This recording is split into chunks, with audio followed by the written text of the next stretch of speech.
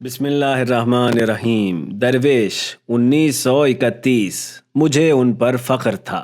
وہ ہر صبح امیر المومنین علیہ السلام کے حرم کی طرف سے سرزمین سلام جایا کرتے تھے۔ وادی سلام میں مومنین کی ارواح پر نظر ڈالتے جو حلقے بنائے آپس میں گفتگو کر رہے ہوتے۔ جب ان سے صرف ان کے فرسودہ جوتوں کے زمین پر پڑنے کی آواز بلند ہوتی تھی، اہل دنیا ان سے اور ان کی قادر و تیز بین نگاہوں سے بے خبر تھے۔ وہ صرف یہی دیکھ پاتے تھے کہ ہر صبح ایک بوڑھا شخص عصا ٹیکتے ہوئے اس قبرستان میں خود میں ڈوب جاتا ہے اور گھنٹوں اپنا سر گریبان میں ڈالے ہوئے غور و فکر میں مصروف رہتا ہے۔ گورکن جو ان کا چہرہ خوب پہچانتے تھے، ان کے خیال میں اس شخص کا کوئی وفات پا جانے والا عزیز ہے جس کے مزار پر وہ گزشتہ کئی سالوں سے گھنٹوں بیٹھا کرتا ہے۔ وہ ہر صبح ہود و صالح علیہ السلام کے برابر اور اس سے کچھ آگے بڑھ کر اپنے ماں باپ کی قبروں کے پاس بیٹھتے جن کے جسموں کو تبریز سے یہاں منتقل کیا گیا تھا، اور خود سے تجرد پا کر عالم اسماء و صفات کے سفر میں غرق ہو جاتے تھے۔ میں نے کتنی ہی ارواح کو دیکھا جو انہیں حسرت سے دیکھتیں اور جانتی تھیں کہ وہ جس مرحلے کی سیر کر رہے ہیں ہر شخص اسے سمجھنے اور پانے کی توانائی نہیں رکھتا ہے۔ لوگ ان کا بدن دیکھتے تھے جو گھنٹوں سورج کی روشنی تلے سجدے میں پڑا ہوا ہے اور سمجھتے کہ وہ مر چکے ہیں، لیکن وہ کئی گھنٹے غیب کے آسمانوں کے اطراف کی سیر، ہستی کی حد بندیوں کو چیرنے، خود کو نابودی تک پہنچا دینے اور کہکشان نیستی کا تماشا کر لینے کے بعد اس بدن میں واپس آ جایا کرتے اور دوبارہ خاکی اور زمینی زندگی میں الجھ جاتے تھے۔ شروع میں جب انہوں نے وادی سلام کی ارواح کو دیکھنا شروع کیا تھا تو وہ مومنین کے حلقوں میں بیٹھتے اور عالم غیب کی خبریں دریافت کرتے تھے، لیکن جب سے سید الشہداء نے قمر منیر بنی ہاشم کے الہی دست کی قدرت سے توحیدی عوالم کے شہود کا دروازہ ان پر کھولا تھا تو وہ ایمان کے مختلف درجوں پر فائز مومنین کے حلقوں کے لیے بھی باعث حسرت تھا۔ وہ ایک عرصے تک مجھ سے جو کہ نجف میں ان کا اولین مربی تھا گفتگو کرتے اور ہم گھنٹوں برزخی عوالم کے وقت کے مطابق آپس میں باتیں کیا کرتے تھے، لیکن اب وہ ہستی کے اس مقام تک پہنچ چکے تھے کہ جو بھی چیز کثرت کا رنگ اختیار کرتی اسے ان کی توجہات کا مقام محو کر دیتا تھا۔ واضح تھا کہ وہ اپنی باقی ماندہ عمر کے ان سالوں میں وہ جمع الجمی کے مقام کی چوٹیاں فتح کر لینا چاہتے ہیں، وہ مقام کے جس میں کثرتوں کے درمیان عین حضور کے باوجود معمولی غفلت کے بغیر حق تعالی اور اس کے اسماء و صفات کے شہود کو نظام وجدان میں طلب کرے۔ اس کا لازمی نتیجہ ولایت کے سمندر میں غرق در غرق ہونا اور اس پر دائمی مراقبت رکھنا تھا۔ اسی لیے انہوں نے ماورائے دنیا کی کثرتوں، ارواح، ملائکہ، قوتوں اور برزخوں اور باطنی عوالم کی چمک دمک سے اپنی نظریں ہٹا لی تھیں تاکہ وہ حقیقت ان کے اندر مکمل طور پر مستحکم ہو جائے۔ اس تجرد میں ان کا رشد جس قدر بڑھتا جاتا، کون و مکان پر ان کے احاطے میں پہلے سے زیادہ اضافہ ہو رہا تھا۔ مجھے ان کے شاگردوں کے حال پر رشک آتا تھا، شاید وہ درست نہیں جانتے تھے کہ یہ بوڑھا فقیر مانوی فتوحات کے کون سے افق اپنے پیچھے چھوڑ آیا ہے۔ اگرچہ جو ان کے احکام پر درست انداز میں قدم بقدم عمل کرتے تھے انہیں اپنے ساتھ پاتے تھے اور ان کے وجود کی گرمی اور اپنے وجود پر ان کے ملکوتی تسلط سے بہرہ مند ہوتے تھے، وہ جتنا زیادہ ولایت کی بے کراں موجوں میں فانی ہوتے ان کی دستگیری اور شاگردوں کی تربیت مزید قدرت مند اور مؤثر ہوتی جاتی تھی۔ وہ آہستہ آہستہ ایک آئینے میں تبدیل ہو رہے تھے کہ دوسرے ان کی پیشانی پر حقیقت ہستی کا چہرہ دیکھا کرتے تھے۔ جس مقبرہ و مزار میں میرا بدن دفنایا گیا تھا وہ سید علی کے ماں باپ کی قبور سے زیادہ دور نہیں تھا۔ میں نے موسم سرما کے اس سرد دن میں انہیں دیکھا کہ بے خودی کے اس سفر سے واپسی کے بعد اپنے والدین کے مزار کے پاس اپنے بدن میں واپس آئے اور فکر میں غرق ہو گئے ہیں۔ میں نے دخالت نہیں کی، اگرچہ وہ چاہتے تو مجھے دیکھ سکتے تھے، چونکہ خدا نے بعض مومنین پر یہ عنایت کی ہے کہ وہ اپنی موت کے بعد دنیا میں گزر کر سکتے ہیں۔ میں انہیں دیکھنے میں مصروف ہو گیا۔ اچانک میں نے دیکھا کہ ان کی کچھ توجہ اس کرۂ خاکی کے ایک حصے کی جانب مبذول ہو گئی ہے۔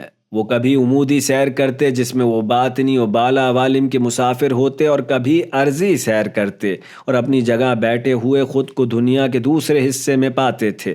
میں ان کے ساتھ ہو گیا۔ انہوں نے آسمان، سورج، بادل، ہوائیں، سمندر اور پانیوں کو پیچھے چھوڑا اور ہندوستان میں حیدرآباد دکن کے ایک گاؤں میں پہنچے اور اس کے بیچ موجود ایک بڑی مسجد کے گنبد کا چکر لگایا۔ پھر مسجد میں داخل ہوئے اور وہاں افسوس کے ساتھ ایک صاحب پر نظر ڈالی جو کہ سجدے میں تھے۔ ان کے سر پر سیاہ عمامہ تھا اور جسم پر احرام کے 2 کپڑے تھے، اور وہ ساکت تھے۔ انہیں کچھ دیر تک گھور کر دیکھا اور پھر زیر لب کچھ کہا۔ کچھ دیر میں انہیں معلوم ہوا کہ یہ سجدہ گزار سید، جن کے چہرے سے عیاں تھا کہ وہ بارہا امام عصر علیہ السلام کی خدمت میں حاضر ہو چکے ہیں، اس ممکنہ عابدانہ ترین شکل میں دنیا سے برزخی منزلوں کی جانب کوچ کر چکے ہیں اور جان دے دی ہے۔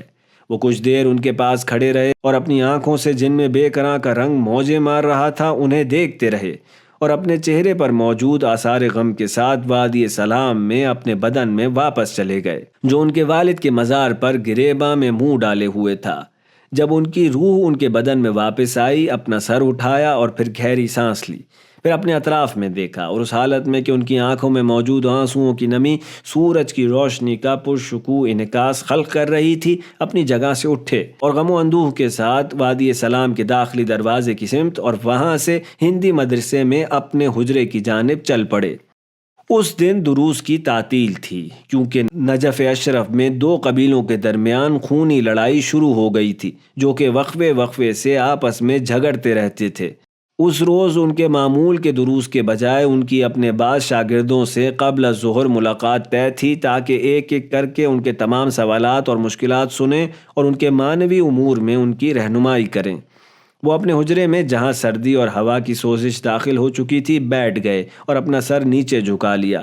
یہ بات بھی بالکل محسوس نہیں ہونے دی کہ میں ان کے پاس موجود ہوں۔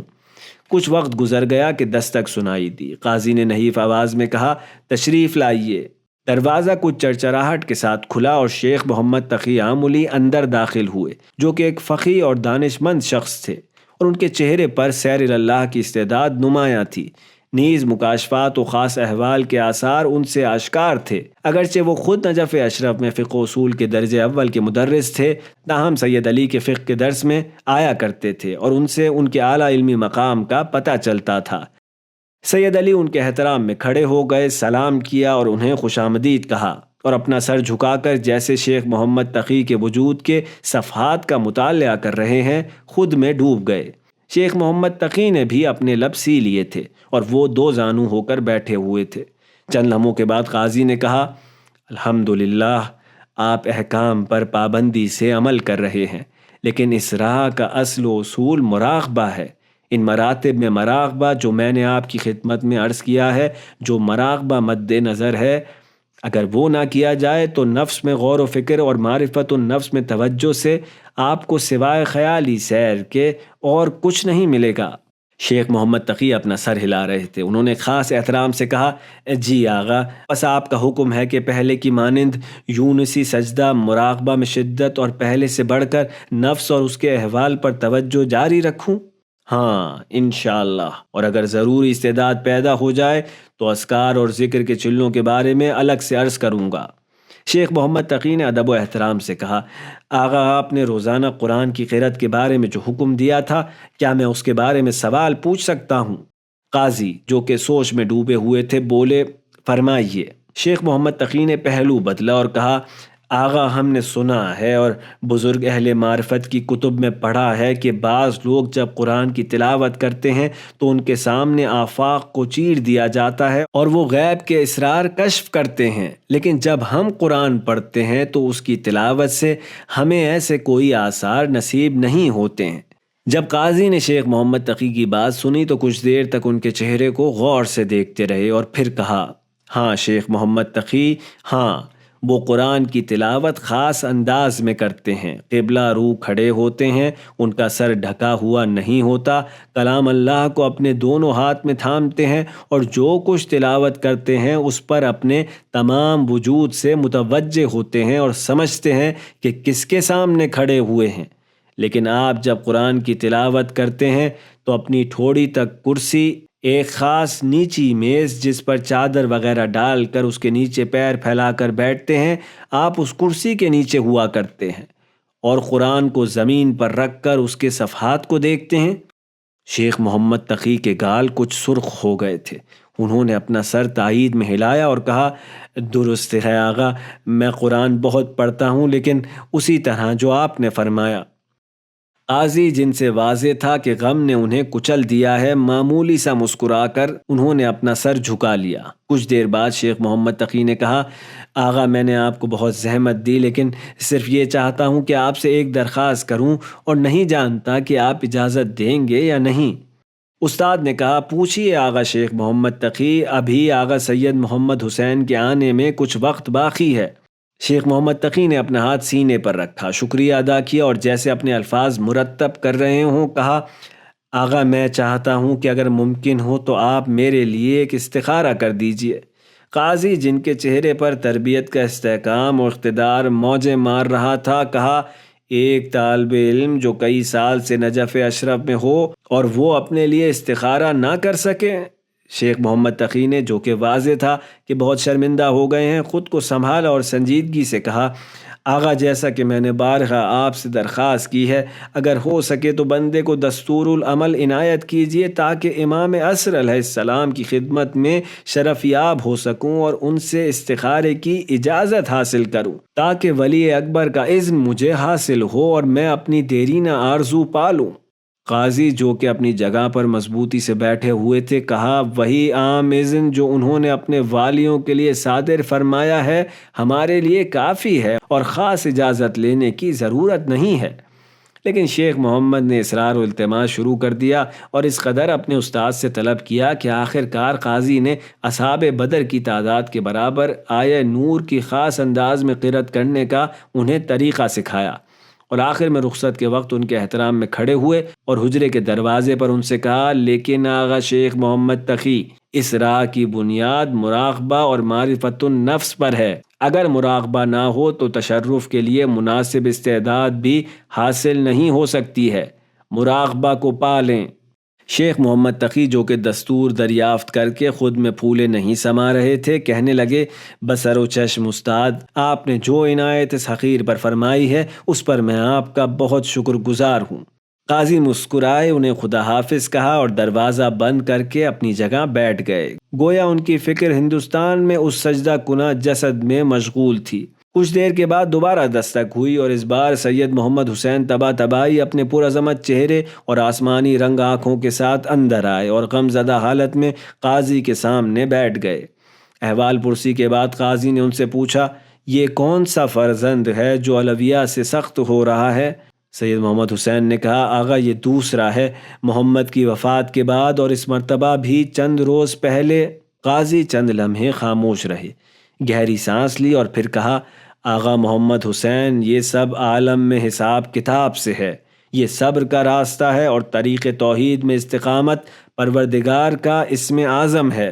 سید محمد حسین، جن کی عمر 30 سال سے زیادہ نہیں تھی، اپنی آنکھوں کے ساتھ کہ جس میں سمندر موجیں مار رہا تھا، کہنے لگے، جی آغا، میں سمجھ رہا ہوں، کبھی خدا اپنے بندے کو 40 دن تک سختی اور مشکلات میں قرار دیتا ہے تاکہ وہ ایک بار دل کی گہرائی سے یا اللہ کہے اور اپنے رب کو یاد کرے۔ کچھ دیر تک دونوں خاموش رہے، پھر استاد نے کہا، اگر آپ حقیقی طالب ہوں تو اپنی جستجو جاری رکھیں، اگر ابھی تک آپ پانی تک نہیں پہنچ پائے تو بہرحال ایک دن پانی آپ کے لیے زمین سے ابل پڑے گا، اور اگر آپ پانی تک پہنچ بھی جائیں اور آپ کے لیے دروازے کھول دیے جائیں تو اس کم پر اکتفا نہیں کیجیے، زیادہ کی جستجو کریں اور مزید طلب کریں۔ یہ رسم بندگی ہے، اگر کوئی مکاشفہ قدرت یا کشش غیب سے آپ کو حاصل ہو تو اس پر بالکل بھی توجہ نہ کریں اور اسے خود سے دور رکھیں، کیونکہ اگر آپ اس کی جانب متوجہ ہو گئے تو وہ آپ کو اپنے حصار میں لے کر اپنا اسیر بنا لے گی۔ اسی وقت پھر دستک ہوئی اور سید محمد حسین نے استاد سے اجازت چاہی کہ وہ دروازہ کھولیں۔ استاد نے کہا، ضرور سید ہاشم ہوں گے، یہ طے تھا کہ وہ کربلا سے امیر المومنین کی زیارت کے لیے آئیں گے۔ سید محمد حسین نے اٹھ کر دروازہ کھولا اور گرم جوشی کے ساتھ سید ہاشم کو گلے لگایا اور استاد کی طرف دیکھ کر کہا، آغا میں نجف میں ہوں، اگر اجازت ہو تو دوبارہ آپ کو زحمت دوں گا۔ ابھی آغا سید ہاشم جو کہ دور سے آئے ہیں آپ کے حضور سے استفادہ کریں۔ سید ہاشم نے سید محمد حسین کے شانے پر تھپکی دی اور ان کا دل کی گہرائی سے شکریہ ادا کر کے اجازت لی۔ استاد نے سید محمد حسین کو دیکھ کر کہا، اپنے امور کو مرتب رکھیے، ہم بعد میں بات کریں گے، لیکن جیسا آپ کی خدمت میں عرض کیا ہے، نماز یا ذکر و عبادت کے دوران حسن مطلق اور الہی جمال جمیل کے مقابلے پر جو کچھ دیکھیں اور سنیں وہ آپ کو مشغول نہ کرے، اور کہیں آپ بہشت کے بہانے خالق بہشت سے غافل نہ ہو جائیں۔ سید محمد حسین نے اپنا ہاتھ سینے پر رکھا اور کہا، بسر و چشم آغا، آپ نے جو بندے کو وقت دیا ہے اس کے لیے بہت مشکور ہوں۔ آپ ہمارے گھر تشریف لائیے، علویہ آپ سے مل کر خوش ہوں گی۔ آپ انہیں ہمارا سلام پہنچائیں، انشاءاللہ جیسا کہ بارہا زحمت دے چکا ہوں دوبارہ آؤں گا۔ آغا آپ نور ہیں ہمارے گھر کے لیے، آپ کے قدم ہماری سر آنکھوں پر، اب اجازت دیجیے۔ سید محمد حسین نے سید ہاشم کو خدا حافظ کہہ کر دروازہ بند کر دیا اور ہندی مدرسے کے گیٹ کی طرف بڑھ گئے، لیکن انہوں نے دیکھا کہ شیخ محمد تقی آملی بھی ابھی تک وہیں موجود ہیں اور مدرسے سے گئے نہیں ہیں۔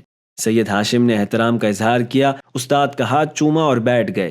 انہوں نے استاد کے غمگین چہرے کو دیکھتے ہوئے کہا، آغا میں آپ کے احوال میں دخالت اور آپ کا وقت نہیں لینا چاہتا ہوں، لیکن میری بیوی کے مسئلے نے گویا چھری میری ہڈیوں تک اتار دی ہے۔ قاضی کے ہر شاگرد کی اپنی مشکلات تھیں اور وہ ہر ایک کے احوال کا خیال رکھتے تھے، اس حال میں کہ جگر خار عشق کا درد خود ان کے وجود کے ساتھ نبرد آزمائی کر رہا تھا۔ انہوں نے گہری سانس لی اور کہا، ہاں آپ نے چند مرتبہ بتایا ہے آغا، میری ساس نے میرے اور میری بیوی کے خلاف کسی قسم کی اذیت و آزار نہیں چھوڑی ہے، اور تازہ مشکل یہ ہے کہ دوسروں کے سامنے بھی طعنے دینے، برا بھلا کہنے اور تکلیف پہنچانے سے باز نہیں آتی ہیں اور ہماری بے عزتی کرنے سے باز نہیں آتی۔ ایسے میں جب میری بیگم غربت کے شدید دباؤ سے مقابلہ کر رہی ہیں، میری سمجھ میں نہیں آتا کہ میں کیا کروں۔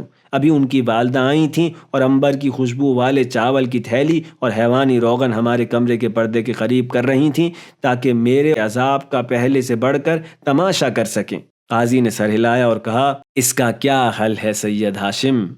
سید ہاشم نے کہا، آغا اب مجھ میں بالکل بھی برداشت کی قوت نہیں ہے اور میں آپ سے اجازت لینے آیا ہوں کہ میں اپنی بیوی کو طلاق دے دوں، مجھے اس کے سوا کچھ بھی سمجھ میں نہیں آتا ہے۔ قاضی نے کچھ دیر بعد کہا، ان باتوں اور قصوں سے ہٹ کر بتائیے کہ کیا آپ کو اپنی بیوی سے محبت ہے؟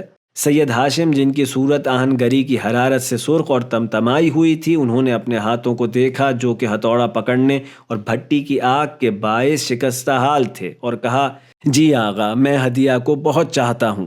قاضی مسکرائے اور کہا، کیا ام مہدی بھی تم سے محبت کرتی ہیں سید ہاشم؟ جی وہ بھی مجھے بہت چاہتی ہیں اور نہایت صابر اور محبت کرنے والی ہیں۔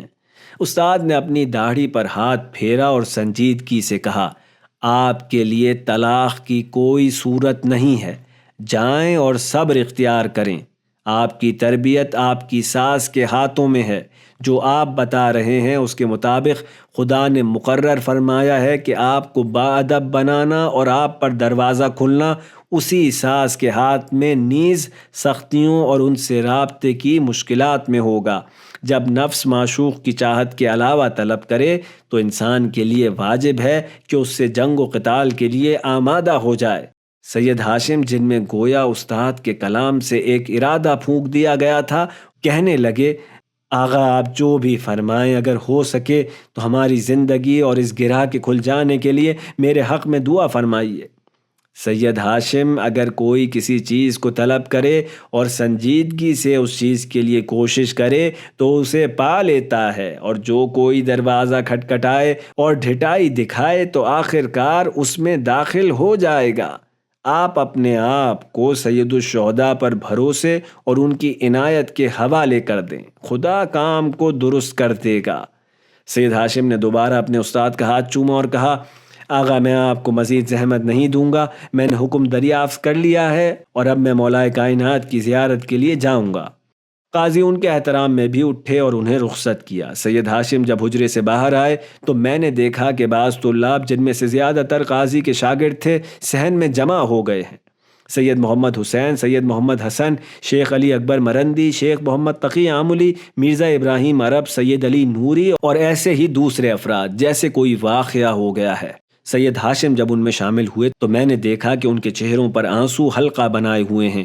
علی محمد بروجردی حوض کے کنارے چبوترے پر بیٹھے ہوئے شدت سے گریہ کر رہے تھے۔ سید ہاشم ان سے گفتگو کرنے لگے۔ لگتا تھا کہ وہ استاد کو کوئی خبر دینا چاہتے ہیں، لیکن کسی میں اس کی ہمت نہیں تھی۔ آخر کار شیخ محمد تقی آملی اور سید محمد حسین نے ایک خط سید ہاشم کو دیا کہ وہ جوان جو ان کے درمیان موجود استاد کے قدیمی شاگرد تھے، اس واقعے کی اطلاع استاد تک پہنچا دیں۔ سید ہاشم سیڑھیوں سے اوپر آئے اور حجرے کا دروازہ کھٹکھٹایا۔ استاد نے کہا، اندر آ جائیے آغا سید ہاشم۔ سید ہاشم اندر گئے اور کہا، آغا ایک بات آپ کی خدمت میں پہنچانی ہے۔ استاد خاموش رہے اور کچھ نہ کہا۔ سید ہاشم نے مضطرب ہو کر کہا، آغا ہم سب یہ خبر سن کر بہت افسوس میں ہیں، لیکن آغا سید ابو الحسن اصفہانی نے پیغام بھجوایا ہے جسے آپ کی خدمت میں عرض کرنا ضروری ہے۔ حجرے کی فضا بہت سنگین ہو گئی تھی۔ سید ہاشم نے اپنی بات جاری رکھی، آغا سید ابو الحسن نے کہا ہے کہ ہندوستان سے تار بھیجا گیا ہے کہ آغا سید محمد حسن مسقطی جو عمان سے تبلیغ کے لیے ہندوستان گئے ہوئے تھے، آج صبح انہوں نے سجدے کی حالت میں مسجد میں جان دے دی ہے۔ سید ہاشم نے بڑی مشکل سے اپنی بات مکمل کی اور وہ بہتے ہوئے آنسوؤں کے ساتھ استاد کے بولنے کا انتظار کرنے لگے۔ استاد جو پہاڑ کی مانند بیٹھے ہوئے تھے، اپنی آواز میں موجود رنج کی تلخی کے ساتھ کہا، میں جانتا ہوں سید ہاشم، مجھے معلوم ہے۔ سید ہاشم نے اپنی اشک آلود آنکھوں سے اس عظیم اور حیرت انگیز مرد کو دیکھا کہ جس میں علوم کا وہ سمندر چھپا ہوا تھا جسے سمجھنا ہر ایک کے ادراک کے بس میں نہیں تھا۔ احترام میں اپنا سر جھکایا اور کمرے سے باہر نکل گئے۔